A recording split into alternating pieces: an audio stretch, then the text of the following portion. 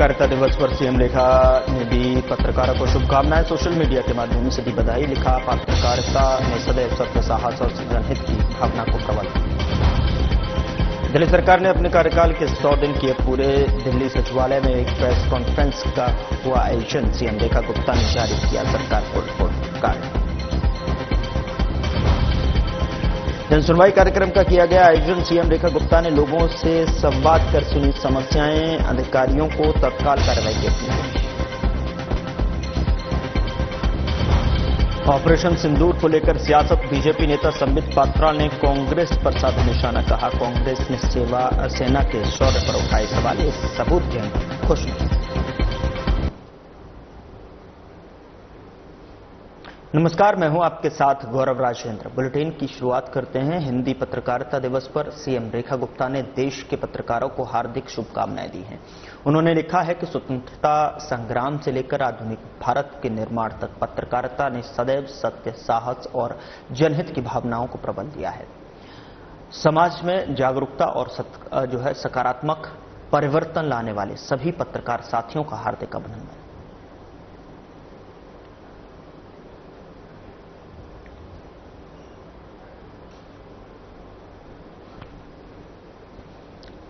हिंदी पत्रकारिता दिवस पर सीएम रेखा ने सभी पत्रकारों को शुभकामनाएं दी हैं। सोशल मीडिया के माध्यम से उन्होंने लिखा है कि पत्रकारिता ने सदैव सत्य, साहस और जनहित की भावना से काम किया है और भावना को भी प्रबल दिया है।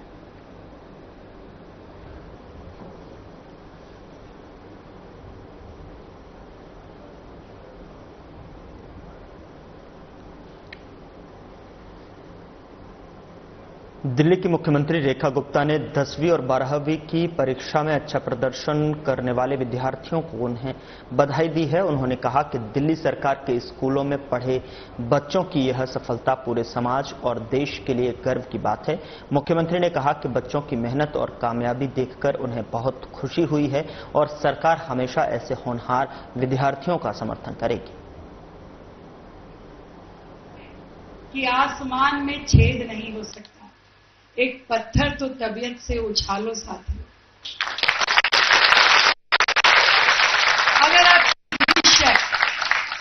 अगर आपकी विश है, अगर आपका विजन है और आप में लगन है तो आप अपने लिए रास्ता खोज ही लो, क्योंकि आप तो दरिया हो, अपना हुनर जानते हो, जिस और निकल जाओगे रास्ता बन ही जाएगा।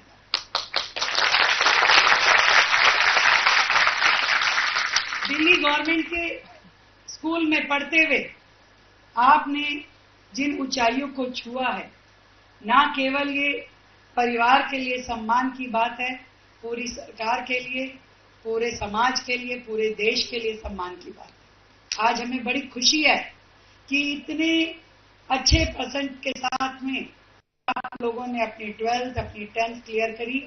मैं दिल की गहराई से आप सभी को बहुत बहुत बधाई देती हूँ।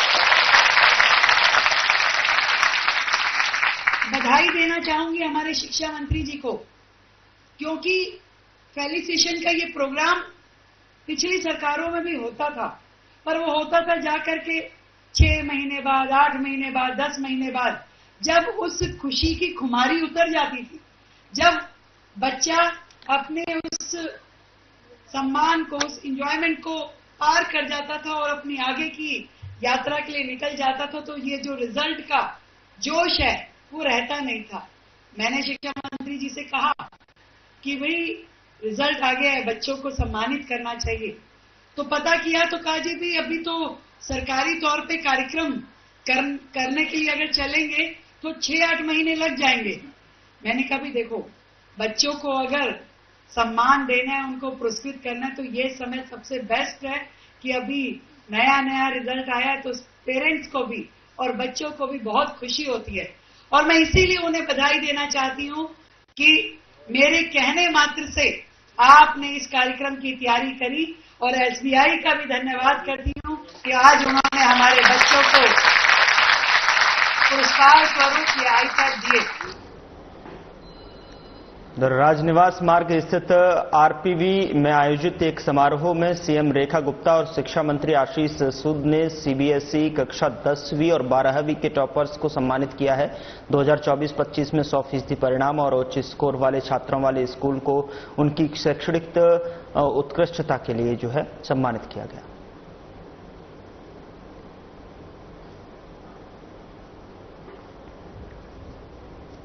तो शिक्षा मंत्री आशीष सूद भी यहां पर मौजूद रहे हैं और शैक्षणिक लिए सीएम रेखा गुप्ता ने जो है बच्चों का हौसला बढ़ाया और उनको सम्मानित किया गया।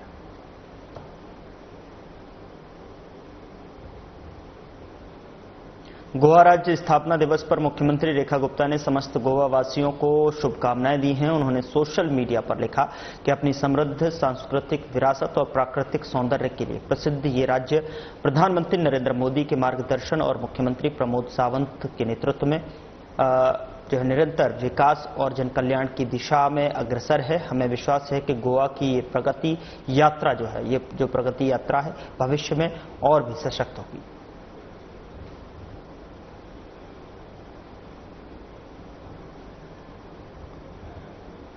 सीएम रेखा गुप्ता ने दिल्ली सचिवालय में नव आधुनिकीकृत एफएसएल मोबाइल वाहनों का निरीक्षण किया और उन्हें हरी झंडी दिखाकर रवाना किया। सीएम रेखा गुप्ता ने एफएसएल वाहनों का निरीक्षण किया है और हरी झंडी दिखाकर रवाना किया।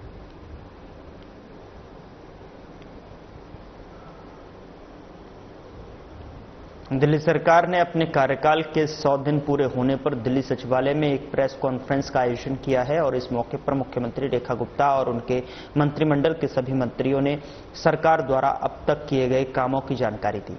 उन्होंने एक पैम्पलेट भी जारी किया है जिसमें इन 100 दिनों की प्रमुख उपलब्धियों, विकास कार्यों और योजनाओं को विस्तार से बताया गया है। मुख्यमंत्री रेखा गुप्ता ने कहा कि सरकार ने जिन वादों के साथ काम शुरू किया था उन्हें पूरा करने की दिशा में तेजी से कदम उठाए जा रहे हैं।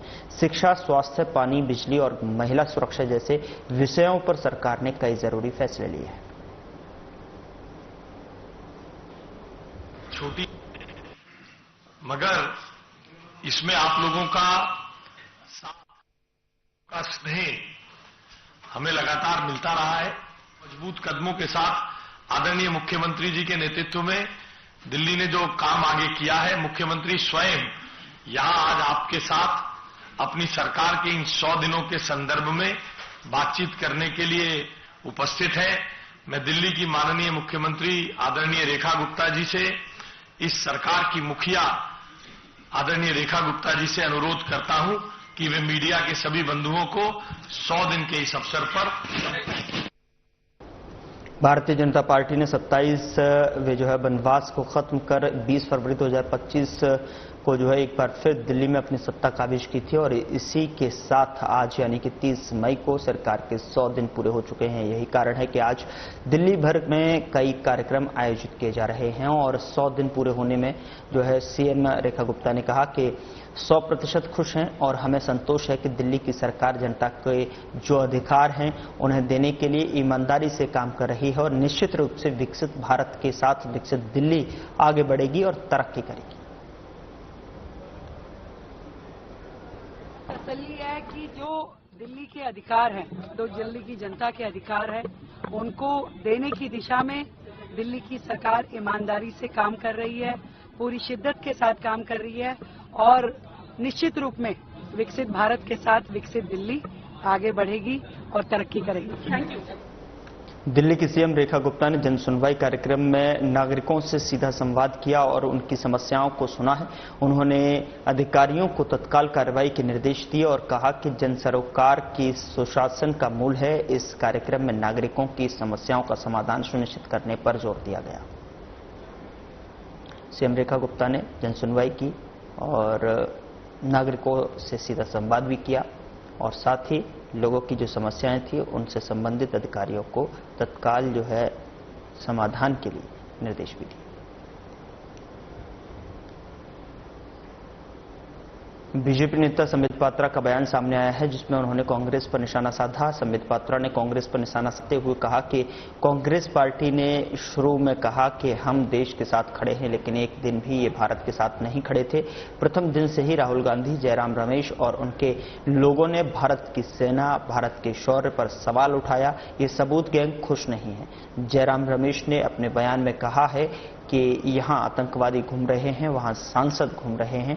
एक ही सांस में आपने सांसदों और आतंकवादियों को समान कर दिया। सांसद घूमने नहीं गए, वे भारत के पक्ष को जो है विश्व के सामने रखने गए हैं, उसमें आपको भी सांसद है। प्रधानमंत्री माननीय श्री नरेंद्र मोदी जी ने हम सबको अवगत कराया देश के नाम अपने संदेश में। यह न्यू नॉर्मल एक बहुत बड़ी बात है। आज हिंदुस्तान इसे सलाम भी कर रहा है, तिरंगा यात्रा भी निकल रहा है, देश की आर्मी को हर कोई सल्यूट भी कर रहा है। वैसे में मुझे दुख होता है कि कुछ ऐसी पॉलिटिकल पार्टी हैं, खास करके कांग्रेस, जिन्होंने आरंभ में तो कहा कि हम देश के साथ खड़े हैं, हम सरकार के साथ खड़े हैं, मगर कदाचित एक दिन भी ये सरकार के साथ और हिंदुस्तान के साथ, भारत के साथ खड़े नहीं थे।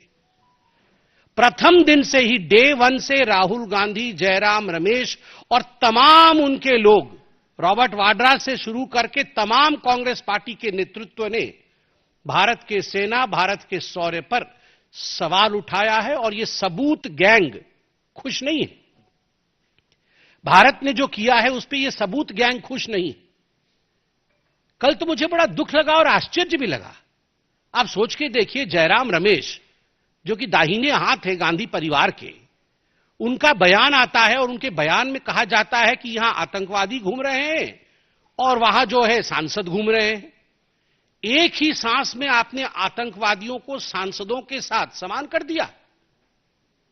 अरे आप ये तो सोचिए कि जो सांसद घूम रहे हैं, सांसद बाहर डेलीगेशन में गए, वो घूमने नहीं गए, वो भारत के पक्ष को मजबूती से विश्व के दरबार में रखने गए।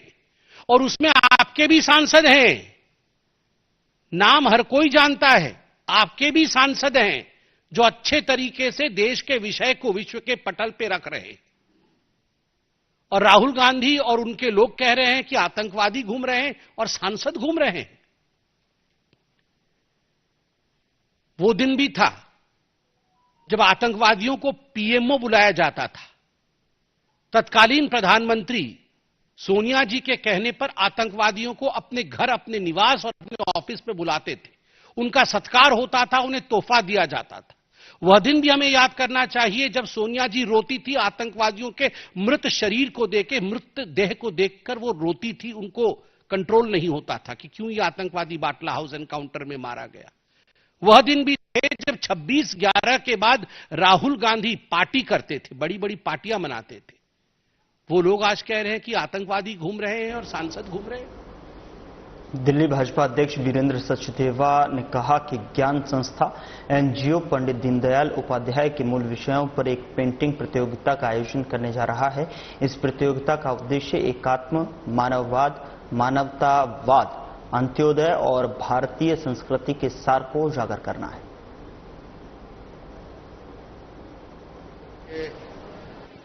जो मूल विषय हैं, एकात्म मानववाद है, अंत्योदय है, भारतीय संस्कृति का जो प्रारूप है, उस पर ज्ञान संस्था और एनजीओ द्वारा एक पेंटिंग कंपटीशन किया जा रहा है, जहां श्रद्धेय दीनदयाल जी के ऊपर इस तरह के बच्चे जो है वो चित्र बनाएंगे। मैंने बच्चों से एक ही आह्वान किया है कि अगर आपने भारतीय संस्कृति को समझना है, अगर आपने राष्ट्रवाद को समझना है, अगर आपने राजनीति में शुचिता या प्योरिटी को समझना है, अगर आपने भारत में संस्कृति को समझना है,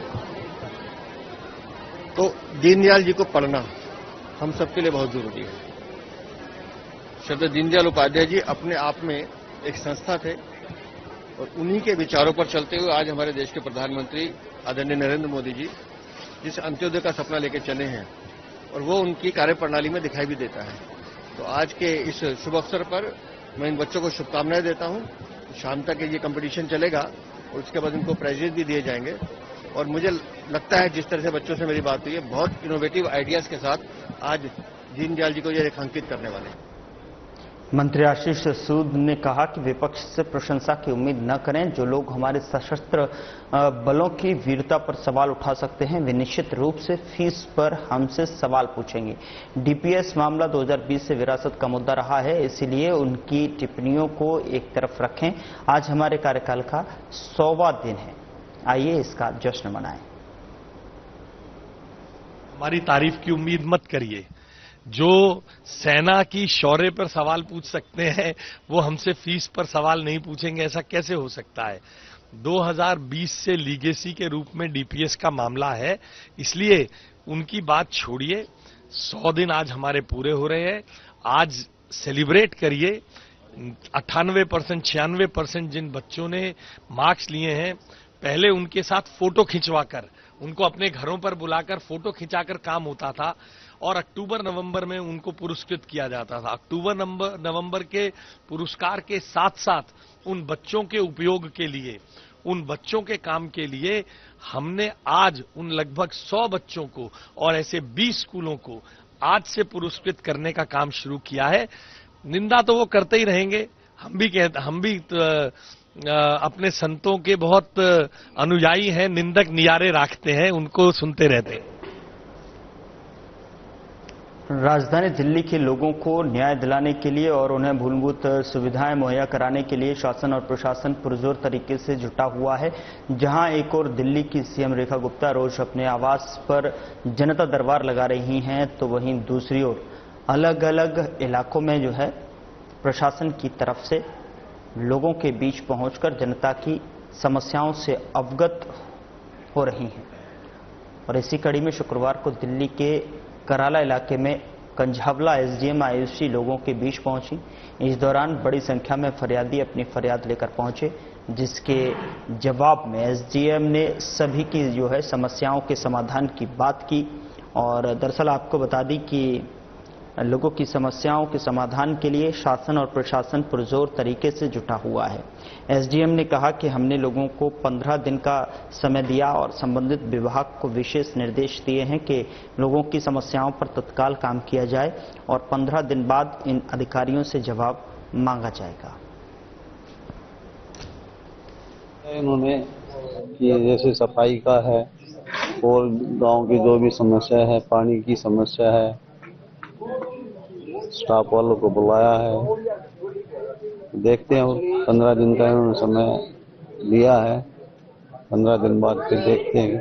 15 दिन का इन्होंने समय दिया है और हर सप्ताह इस तरह की जन सुनवाई क्षेत्र में की जाती है। वो अलग अलग तो क्या इस तरह की जन सुनवाई से आम लोगों को कितना सहूलियत तो मिलेगी? जब तो किया है, कुछ ना कुछ तो फायदा मिलेगा ही मिलेगा, नहीं तो कोई सुनता ही नहीं है। हमने ये रखी जी, एक तो 48 साल से यहाँ फेरनी नहीं रोकी हुई है, उसको निकलवाने के लिए ये राधा कृष्ण वो ठाकुर श्री कृष्ण भगवान मंदिर से सुल्तानपुर रोड तक फेरनी रोड है, वो रोक रखा है। वो रास्ता नहीं है गांव वालों के लिए जाने के लिए, उसकी समस्या। और ये जो आनंद इसमें बलदेव विहार से और पूरे काले गांव का पानी दादा मांडू तालाब में गिरता है, इसके लिए कंझावला ड्रेन में वहां तक नाला बनने के लिए। तो ऑनरेबल चीफ मिनिस्टर मैडम के मार्गदर्शन में, जैसा आप जानते ही हैं कि हर सप्ताह हम जन सुनवाई का आयोजन करते हैं। ये जन सुनवाई हर हफ्ते क्षेत्र के अलग अलग गांव में आयोजित की जाती है। तो इस हफ्ते के लिए हमने कराला गांव में जन सुनवाई रखी। मेरे साथ मेरे रेवेन्यू विभाग की टीम और बाकी अलग अलग विभागों से एमसीडी, डीडीए, आईएनएफसी, जल बोर्ड, लेबर डिपार्टमेंट से प्रतिनिधि यहाँ आए और लोगों की अलग अलग समस्याएं सुनी। तो जहाँ तक लोगों की समस्याओं का सवाल है, वो एनक्रोचमेंट को लेके, पानी की कमी को लेके, पानी की गुणवत्ता में कमी को लेके, साफ सफाई को लेके, ये ज्यादा समस्याएं रही। फिर यहाँ एक जो तालाब है उसकी मेंटेनेंस के लिए, स्टेडियम की मेंटेनेंस के लिए जो डीडीए के पास है, तो अलग अलग विभागों से संबंधित अलग अलग समस्याएं लोगों ने हमारे साथ साझा की। और हमने विभागों के साथ उसी चीज पे विचार विमर्श किया कि किस तरीके से हम एक साथ एक प्लान बना के। भारत के सर्वोच्च न्यायालय में 3 नए न्यायाधीशों का जो है शपथ ग्रहण समारोह आयोजित किया गया। आपको बता दें कि कर्नाटक उच्च न्यायालय के पूर्व मुख्य न्यायाधीश न्यायमूर्ति NV अंजारिया और गुवाहाटी उच्च न्यायालय के पूर्व मुख्य न्यायाधीश न्यायमूर्ति विजय बिश्नोई और बॉम्बे उच्च न्यायालय के वरिष्ठ न्यायाधीश न्यायमूर्ति अतुल S चंदुरकर ने सर्वोच्च न्यायालय परिसर में भारत के मुख्य न्यायाधीश BR गवई द्वारा पद की शपथ ली। दिल्ली के बसंत कुंज इलाके के मसूदपुर मार्केट में एक निजी कार्यालय की पहली मंजिल पर आग लग गई। आग लगने की वजह से शॉर्ट सर्किट बताई जा रही है। दमकल विभाग की टीम ने तुरंत कार्रवाई करते हुए 3 दमकल गाड़ियों की मदद से आग पर काबू पाया और गनीमत रही कि इस घटना में किसी के हताहत होने की खबर नहीं। दिल्ली पुलिस ने जो है कासिम को राजस्थान के भरतपुर से गिरफ्तार किया है। बता दें कि उसे पाकिस्तान के खुफिया अधिकारियों की तरफ से जो है इस्तेमाल किए जाने वाले भारतीय मोबाइल नंबरों के माध्यम से संवेदनशील जानकारी निकालने में जो है ISI एजेंटों की मदद करने के आरोप में गिरफ्तार किया गया है। कासिम ने 2 बार जो है पाकिस्तान का दौरा किया और भारतीय सेना और सरकारी प्रतिष्ठानों को निशाना बनाने के लिए PIO से संपर्क किया और पुलिस आगे की जांच कर रही है और कासिम के भाई की भी तलाश कर रही है जो कि अभी फरार है।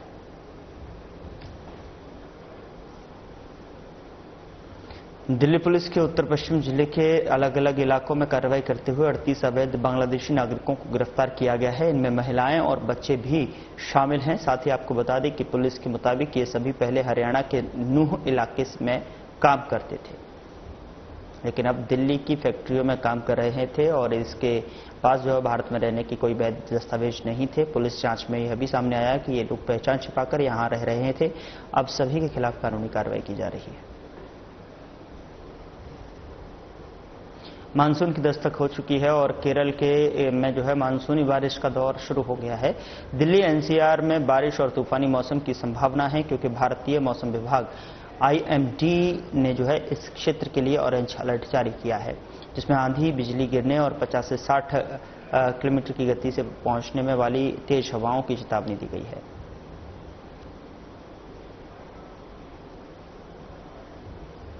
फिलहाल बुलेटिन में इतना ही। नमस्कार।